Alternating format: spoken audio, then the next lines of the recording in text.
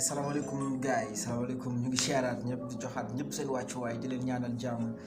te di ko sàkku ci yéen fan yi moom foofu ñuy def ay vidéo franchement puisque instant bi dëkk bi muy commencé di doxee benn tànk boo xamante ne nii ça va il faut que gars yi wax pour affaire yi mën a stable pour affaire yi mën a jaar ci yoon mën a dox correctement quoi parce que fan yi dañoo gis gouvernement bi mu commencé di am ay jéego yoo xamante ne mu ngi ko commencé dox ñaawluwuñ jéego yooyu mu commencé dox mais je dis que ne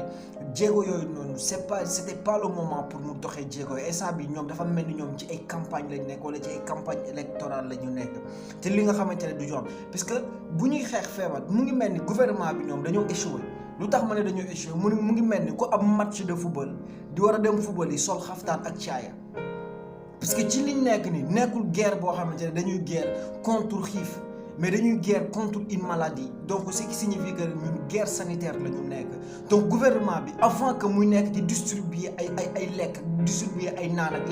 leneen je dis bien que li mu waroon def mooy taxawu ci côté sanitaire bi taxawu le maximum possible parce que fi mu nekk nii ñun ci guerre sanitaire la ñu nekk donc ci côté santé la waroon gën a taxaw que ne nekk fii di jël ay ceeb di ko jox nit ñi di caméra di filmer di xaar à ce que population bi naan leen jërëjëf. En plus ce que je dis mooy lan population bi c'est pas le moment pour ñuy wax jërëjëf c'est pas le moment pour ñuy gërëm ay nit wala di sant ay nit wala di sàmbay mbayaan ay nit ñoom li ñuy jox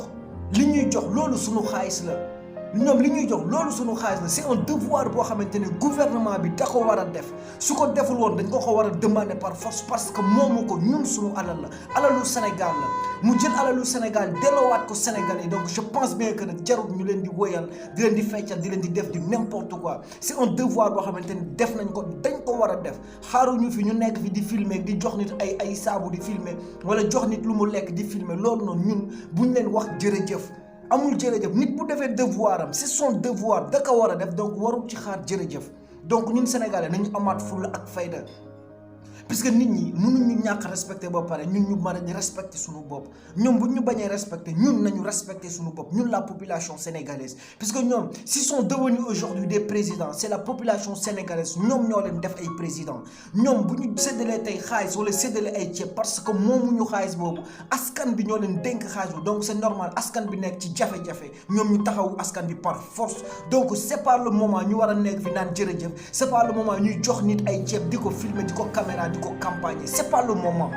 c'est un devoir boo xam ne dañ ko war a def par force puisque ñoom xaalis bi ñu yor ñoom moomuñu ko alalu Sénégal la alalu askan bi la donc c'est normal réew mi am nu muy doxee ñoom ñu jël alal boobu defaat ko ci askan bi donc ñun nekkuñu fi di woyal kenn nekkuñu fi di sàmbay mbayaan kenn nekkuñu fi di wax jërëjëf kenn c'est un devoir boo xam ne dañ ko war a def nañ ko après c'est tout ñu jàll ci leneen te instant bi loolu noonu dafa waroon nekk loo xam ne deuxième position la war a nekk puisque instant bi ci guerre sanitaire la ñu nekk ci côté santé la ñu waroon gën a focaliser wu instant bi boo demee ba ñuy jël ay nit di leen di quarantaine ci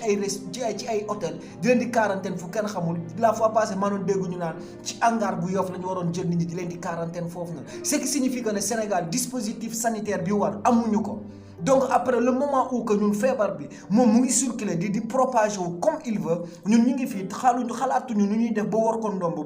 ba maîtriser ko ñu ngi fi di campagne jël alalu réew mi naan dañ koy joxe ay ceeb di filmer patati patata jël ay job si di ko jox ay budget yoo xamante ne xaalis bu dul jeex mu jël ceeb ba nga xamante ne nit ñi ñoo ko war a lekk ñu koy yeb ci ay oto mbalit ce qui signifie que ñun faalewuñu leen da ngeen xiif donc même buñ ko defoon ci ay pot chambre jox leen sax da ngeen di lekk te gërëm ñu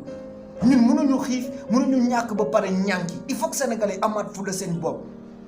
munoo di ma jox sama alal ba pare di ma ci saaga munoo di ma delloo sama alal ba pare bëgg a toog sama kaw bopp wala di ma filmer di ma dugal ci réseaux sociaux yi di xaar à ce que ma ne la merci du ma la wax merci parce que sama alal nga yor alalu réew mi ngeen yor di réew mi soxla ngeen delloowaat ko réew mi où est le problème lan moo war a tax ñu leen di feccal di leen di taggal seeni maam pour wax leen jërëjëf du ngeen fi dégg jërëjëf c'est un devoir da ngeen ko war a def par force ndax loolu moo tax ñu teg leen fii loolu moo tax ñu am confiance dénk leen sunu alal alalu réew mi ngeen yor donc réew mi bu ko soxlaa da ngeen leen koy delloo donc gars yi dañu amaat fulla suñu bopp bu fi